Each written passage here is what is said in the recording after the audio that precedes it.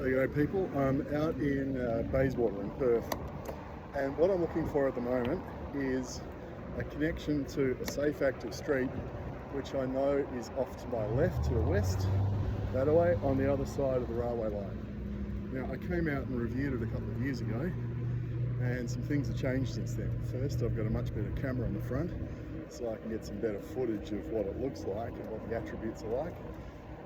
And second, the Metronet project has, what the Metronet project, for those not in WA, is all about getting rid of the level crossings on the lines in the metro area.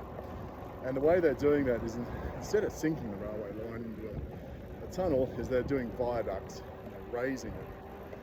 Don't ask me why. I would have thought the sensible thing to do would be sink it into a hole in the ground, put apartments on top, blah blah blah. You get density, you hide the railway line, increase patronage for the railway by having lots of people living above it. You can put in new shopping centres, all that kind of good stuff.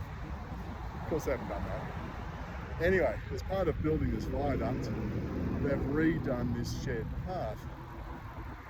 And what I'm looking for here is, where the heck do I get off to get to the shared path? Because I would have thought a sensible thing, if you've got a safe active street, is to then have connectivity, really good connectivity, into the principal shared path that runs along the railway line. And so far I can't see anything to get me across to it. Now I know here, if I take this turn, this will take me under the railway line, pop me out under the other side, and I haven't actually been through here in quite some time. The last time I was through here was still under construction. And I'll have a look for the street on the other side.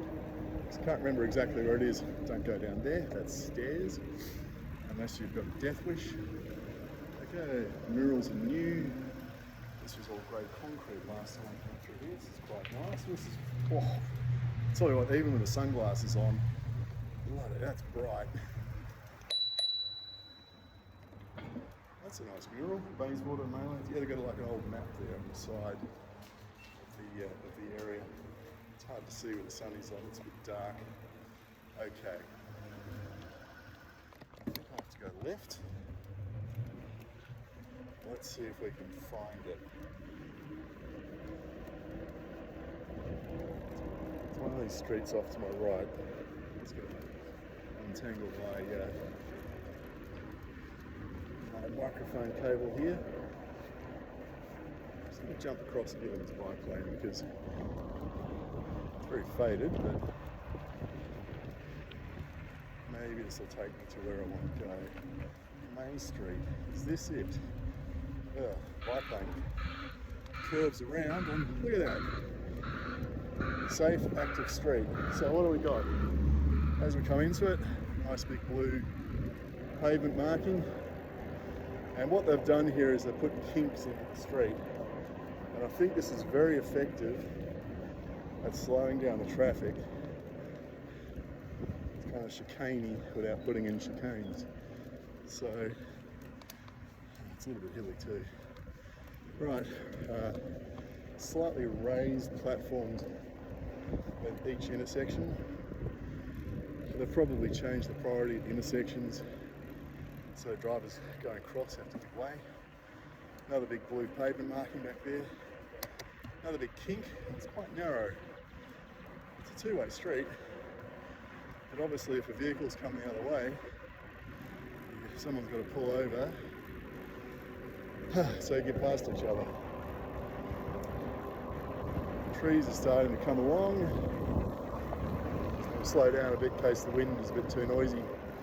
Now, notice how the parking, it's offset after each kink.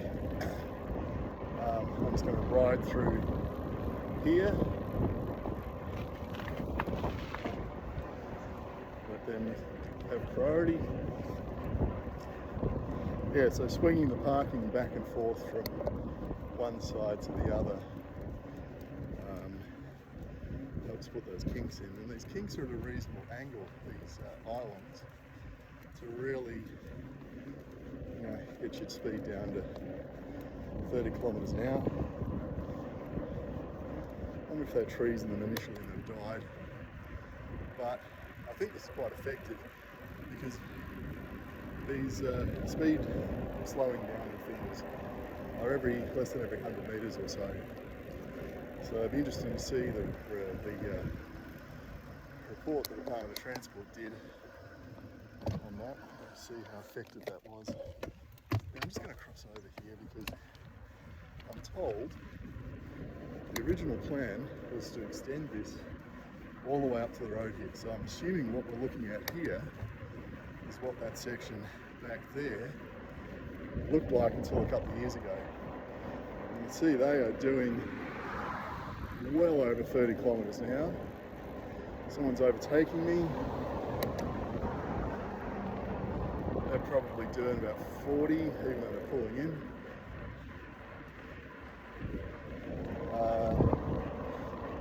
So I think you can see the impact that putting those kinks in and all the rest of it has on traffic speeds. It's probably, well, I think it's quite effective. And it's interesting that up the end here, there's a school. You can see the 40k zone.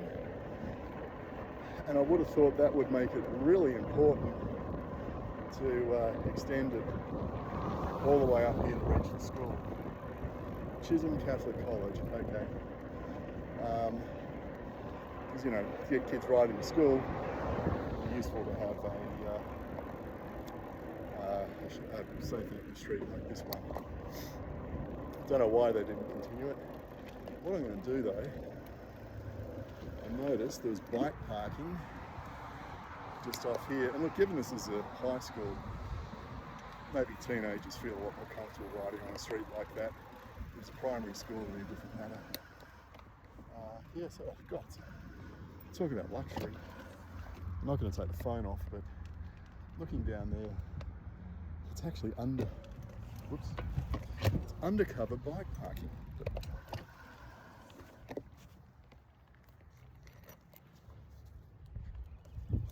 See, pull that out.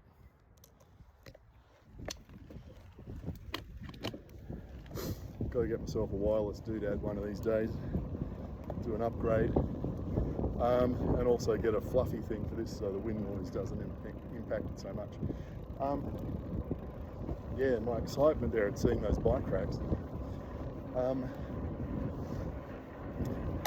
Yeah, they've actually got a covered shed. So I guess in winter your bike doesn't get wet, and in summer you don't come out and it's baking hot. And there would have been parking there for, I don't know, 30 bikes, I guess. It's all behind a fence, quite a tall one, so I guess security is quite good. You're not going to have someone just walking into the school grounds nicking your bike during the school day when you're in class. So that's good. Anyway, back to this road. Yeah, so I think you can see the kind of interesting changes they made to it. Now, if I'm looking at the street ahead of me on the other side of the stop sign, that street over there looks exactly the same width as this. Now, when I went out to Cannington earlier this week and had a look at Gibb Street, they'd quite clearly narrowed it quite considerably. Because what I noticed at its driveway crossing is they had put in they'd essentially rebuilt most of the driveway crossings up and down the street. And I think they did that because they must have chopped off a big chunk of street, shifted the curb or the area out front of the houses out quite into the verge, and so therefore they had to extend everyone's driveway crossings by a couple of metres. But here, I think they've largely kept the width of the street intact, maybe not through here, and they've just visually narrowed it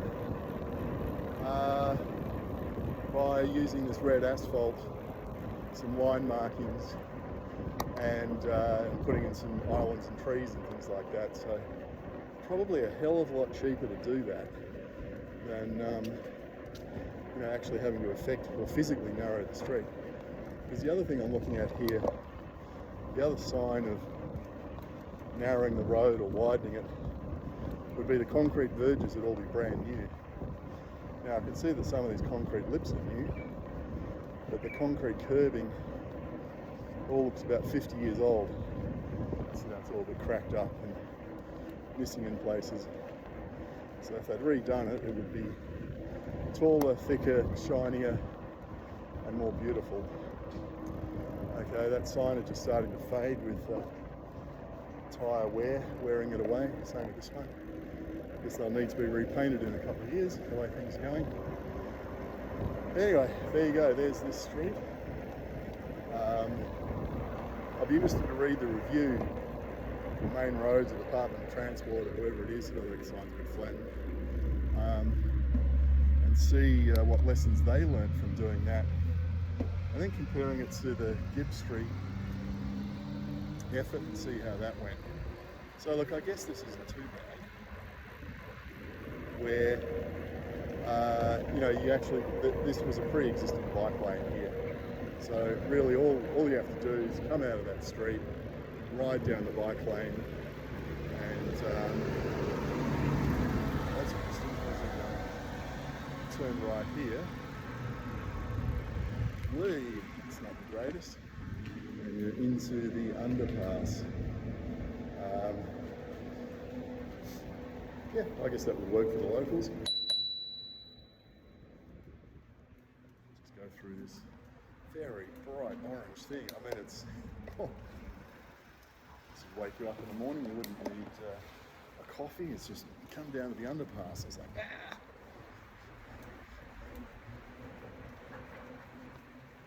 those pinks and oranges. It's the kind of colours my sister used to paint one of her houses once. You know, purple and pink and orange and all the rest of it. Okay, I'm not going to go back up there. I'm going to cut down here and I'm going to have some bike parking, which will be another video later on. And I think it's time for coffee and lunch. Alrighty, that'll do on this shed path. Now, if you're wondering where this is, well, that's the Perth CBD down in the bottom left-hand corner, and that arrow is pointing to the Safe Active Street that I rode up and down. I'll put a link in the description to the interim evaluation report, which the Department of Transport wrote in 2023, and it's well worth having a look at. It's not very long, but it does show things like pedestrian and cyclist activity absolutely took off after these treatments were done in these streets. The other interesting thing is that average vehicle speeds dropped quite substantially, although you can see they're still well above the 30 km/h speed limit. You know, the 85th percentile speed is at 37 km an hour in one section and 43 in another, well in excess of the speed limit. But anyway, I think there's some good lessons in these streets for anyone interested in building these or designing and building these kind of things in Sydney. They are quite good. Some of them are definitely better than others, and I think these reports are worth going through to see what works for the locals, for drivers, for pedestrians, for cyclists, for kids, for the elderly, all that kind of thing, and what doesn't work. Let's learn those lessons and apply them.